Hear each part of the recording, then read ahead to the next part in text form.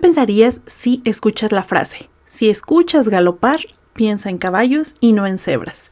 Es una frase que se dice, yo no he estudiado medicina, que a algunos estudiantes de medicina se lo dicen durante los primeros años cuando se habla de diagnóstico. La lógica que tiene esta frase pues es que siempre lo común es lo más probable, aunque, spoiler, hoy te digo que eso no es totalmente cierto. Si alguien tiene fiebre y dolor de cabeza, pues se pensará más bien en una gripa, en un resfriado y no en ébola. Pero eso no quiere decir que el ébola no exista. ¿Qué pasa si en vez de un caballo es una cebra? ¿Qué pasa cuando la biología decide improvisar y crear algo especial y único? Bienvenidas, bienvenidos nuevamente a mi canal. Yo soy Diana, profesora universitaria, doctora en ciencias biomédicas, y el día de hoy, en este mes de febrero, mes en el que se conmemora el Día Mundial de las Enfermedades Raras, quiero hablarte de las cebras de la medicina, las personas que padecen enfermedades raras. Y te lo digo de forma muy respetuosa para todas estas personas que, aunque la definición nos diga que son raras, te vas a dar cuenta que son más comunes de lo que te imaginas. Vamos a entender qué son las enfermedades raras, algunos ejemplos, y vamos a analizar la cruda realidad de ser una cebra en muchos países, México incluido. Prepárate porque hoy vamos a ir desde el gen hasta la ley. Esto es todo lo que necesitas saber acerca de las enfermedades raras. Si te gusta mi contenido, por favor no te vayas sin dejarme un like, compartir este video con alguien que creas que le puede interesar y suscribirte a mi canal.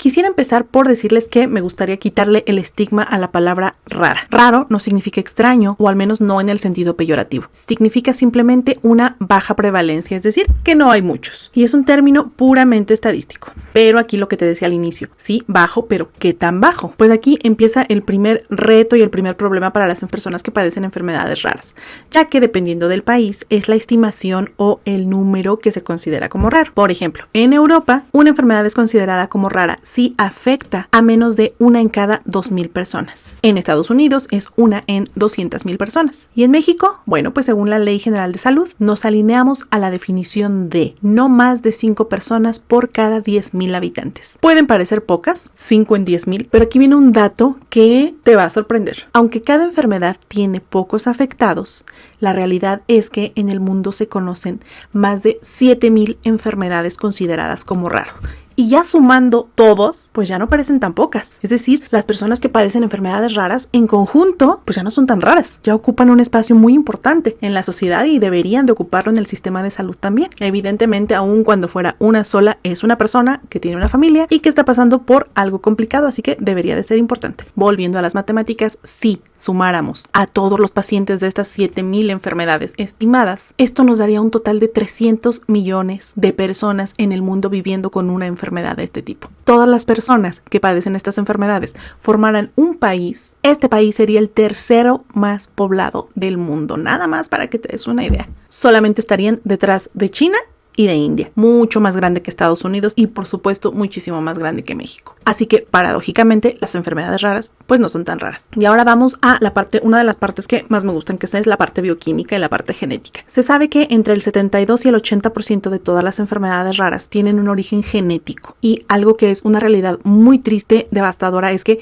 alrededor del 70% de estas enfermedades van a aparecer durante la infancia, y muchos de estos pacientes que desarrollan alguna de estas enfermedades no va a llegar a la adultez. Cada enfermedad tiene su propio mecanismo, su propia genética, pero en general vamos a imaginar a nuestro ADN como una biblioteca enorme, con miles y millones de instrucciones para construir a todo un ser humano, a la maravilla que es un ser humano.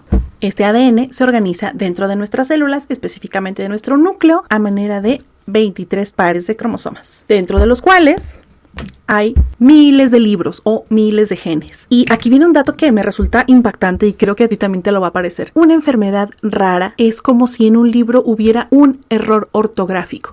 Así de pequeño, pero el impacto es inmenso. A veces falta una letra, a veces sobra, a veces está duplicada, a veces esto hace que se borre un capítulo entero del libro, dependiendo evidentemente de en dónde está el error. Y dependiendo de esto, pues es que la enfermedad y la gravedad de la misma va a ser diferente. Ejemplo, las enfermedades por depósito lisosomal. En este tipo de enfermedades, un pequeño error en nuestro ADN hace que el lisosoma, que normalmente se encarga de sacar la basura de nuestras células, no funcione. Y a lo mejor no es que no funcione en su totalidad, sino que a lo mejor no está sacando lo orgánico. Y ese hecho hace que la célula se empiece a contaminar. Y eso no va a ocurrir solo en una sola célula, no va a ocurrir en una única célula, va a ocurrir en enormes grupos de células, en tejidos, en órganos enteros, hasta contaminar todo un cuerpo humano. Otro ejemplo, las enfermedades mitocondriales, que también son muy numerosas, como el síndrome de Lake, por ejemplo, en el que la mitocondria falla, la organelo, que es nuestra planta de energía y de la que dependen muchísimos procesos,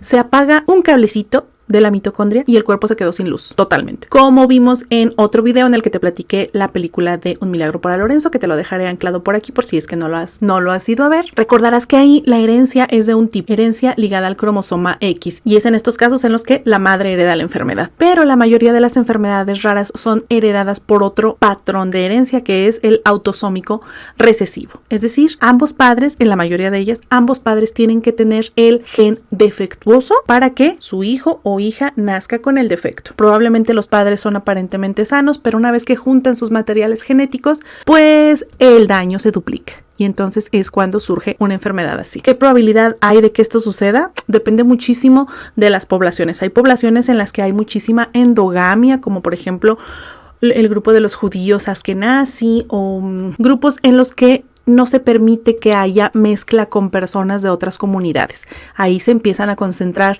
los defectos genéticos y la probabilidad de que dos personas que tengan ese defecto se unan y formen un producto, pues es bastante alta. ¿Qué pasa en nuestro país? ¿Qué pasa en México? Se estima que en nuestro país hay entre 8 y 10 millones de personas que padecen alguna enfermedad rara. 8 a 10 millones. Somos 130, pero aquí hay todavía un problema más grande que propiamente tener la enfermedad, y es la invisibilidad, la falta de conocimiento, la falta de concientización, la falta de diagnóstico, y no se diga la falta de tratamientos, es lo que hace todavía más grave el problema que ya de por sí era grave. De inicio, prácticamente no se cuenta con un censo nacional de enfermedades raras actualizado y completo. Hay iniciativas valiosísimas como la Red Mexicana de Enfermedades Raras, la REMEXER, y algunas asociaciones civiles formadas, muchas de ellas por los mismos familiares de los pacientes, que trabajan muy duro para por lo menos hacer visible el problema. Pero definitivamente el subregistro es brutal. O sea, falta muchísimo trabajo al respecto. Y aquí entra la polémica, ya que el Consejo de Salubridad General de México reconoce las enfermedades raras, sí, por supuesto, sí las reconoce. Pero históricamente solamente ha existido una lista muy reducida, alrededor de entre 20 y 23 enfermedades que son reconocidas por el Sistema Nacional de Salud, cuando dijimos que hay más de 7,000, y no que todas estén presentes en México, o quién sabe, ni siquiera eso sabemos a ciencia cierta. Y estas 20 o 23 pues son las únicas que por lo menos podrían tener acceso a recibir financiamiento de gastos catastróficos en instituciones públicas. Hablamos de enfermedades como la enfermedad de Fabry, la enfermedad de Pompe, la enfermedad de Gaucher, algunas mucopolisacaridosis, la hemofilia, que son las más comunes pero no las únicas. ¿Qué pasa si una persona tiene una enfermedad rara que no está en esta lista prioritaria? Pues entras en un limbo. Tienes el diagnóstico, que ese es otro problema inmenso. Para establecer un diagnóstico de una enfermedad rara pueden pasar hasta 6 años en los que la enfermedad ya avanzó y que en la mayoría de los casos es irreversible. Pero bueno, además de la tardanza en el diagnóstico, el tratamiento no va a estar cubierto al 100% por el sistema de salud público. Y estamos hablando de lo que se conoce como medicamentos huérfanos, que literal pueden costar millones de pesos al año en tratamiento. Es una realidad muy triste, muy desesperante, muy lamentable, que evidentemente no solo vivimos en México, sino podría yo casi asegurar que en la mayoría, si no es que en todos los países de Latinoamérica y en muchos otros países del mundo. Como te mencionaba hace un ratito, uno de los mayores problemas es lo que se conoce en muchos artículos como la odisea diagnóstica. En promedio, un paciente tarda entre 5 y 10 años en ser diagnosticado. Son familias, son pacientes que visitan entre 8 y 15 médicos según algunos estudios, algunos reportes, y entre que les dicen que es déficit de atención, que es estrés, que es psicológico, que es alguna falta de algún nutriente, que no está comiendo bien, y los empiezan a tratar por algo que no tienen, se pierden años valiosísimos en los que, si bien son enfermedades no curables y si bien no se dispone de tratamientos curativos en la gran mayoría de los casos, pues sí se podría hacer algo para por lo menos frenar o ralentizar el progreso de la enfermedad. Seguramente has visto la película de Extraordinario o Wonder con Julia Roberts, en la que el niño Augie tiene el síndrome de Treacher-Collins, o bien en la famosa película de El hombre elefante, en la que se cree que padecía el síndrome de Proteus. En la tele, el Dr. House siempre busca la enfermedad rara para el episodio final, pero desafortunadamente en la vida real no hay muchos Dr. House que digamos, con un equipo dedicado solo a ti las 24 horas del día, y eso lo sabemos perfectamente todos los que hemos ido al IMSS o al ISSSTE. En la vida real, esta odisea desgasta a las familias, desgasta al paciente, hace que la enfermedad avance rápidamente, vacía sus ahorros, porque en la desesperación que el sistema de salud público no está ayudando, pues empiezan a visitar médicos privados que son carísimos también, y pues en enfermedades degenerativas que son un gran número de ellas. Es tiempo perdido, son células que van muriendo, es un tejido que ya no se recupera, es probablemente una función vital que ya no se va a recuperar. Y después de tanta tragedia, bueno, vamos a hablar de algo no tan malo. No todo es oscuridad. Creemos, y quiero creer de verdad, muy sinceramente, que hay una luz al final del túnel. Una de esas luces es, o podría ser, el tamiz neonatal. El tamiz neonatal es esa pruebita que se les hace a los recién nacidos en su taloncito, se les extraen unas gotitas de sangre y se analizan para, precisamente, diagnosticar ciertas enfermedades que pueden ser como las más frecuentes. En México, esta prueba, el tamiz neonatal, es obligatorio, pero resulta que este tamiz básico, el básico que se hace de forma obligatoria y gratuita, detecta solamente unas cuantas enfermedades, como la fenilcetonuria, el hipotiroidismo congénito, la fibrosis quística, que no es poca cosa, pero ya dijimos, son 7,000 enfermedades y solo estamos detectando unas cuantas.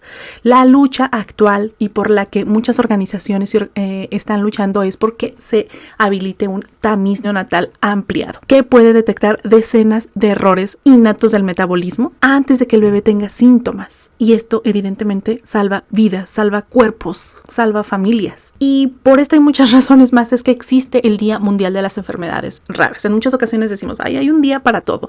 Bueno, pues todo, casi la mayoría de las cosas tienen su razón de ser. En este caso es algo muy importante porque se pretende, con un día al año, que ahorita te hablo del día específico, se pretende visibilizar a las personas que padecen estas enfermedades, hacer un llamado de auxilio a las personas que tienen el poder en nuestro gobierno, en nuestro mundo, para que volteen a ver estos casos y no los vean solo como cifras pequeñas o un caso más. Este día se conmemora el día último de febrero. Idealmente e inicialmente se había agregado al 29 de febrero y fue así porque, como sabrás, el 29 de febrero solamente ocurre una vez cada 4 años. Es decir, es raro, como las enfermedades. Pero no es que solamente se celebre cada 4 años, sino que cuando el año no es bisiesto, pues se celebra el día 28 de febrero. Este mes, que es considerado como raro, como una cebra en un mundo de caballos, es por eso que se ha elegido este día. Es una fecha simbólica que me parece a mí como muy atinada, que es promovida por una organización que se llama Eurordis, que es una asociación europea dedicada únicamente a visibilizar este problema de las enfermedades raras. Y el objetivo evidentemente no es celebrar la enfermedad, sino más bien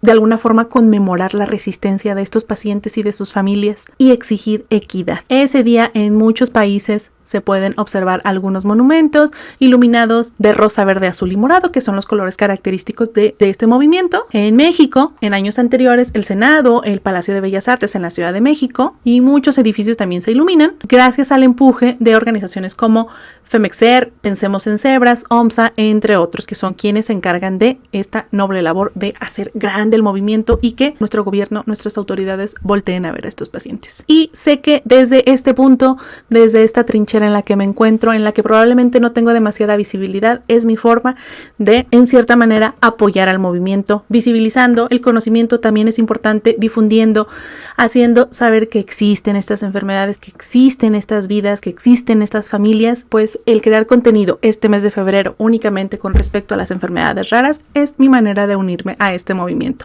Ojalá que en algún momento llegue a ser eco, no solo yo, sino el esfuerzo tan enorme que tantas personas están haciendo. Como te digo, durante todo febrero voy a estar subiendo videos para que te enteres, para que sepas acerca de las enfermedades raras, cuáles pueden ser los síntomas, cómo se diagnostica, qué parte exacta de la célula está fallando y todo esto.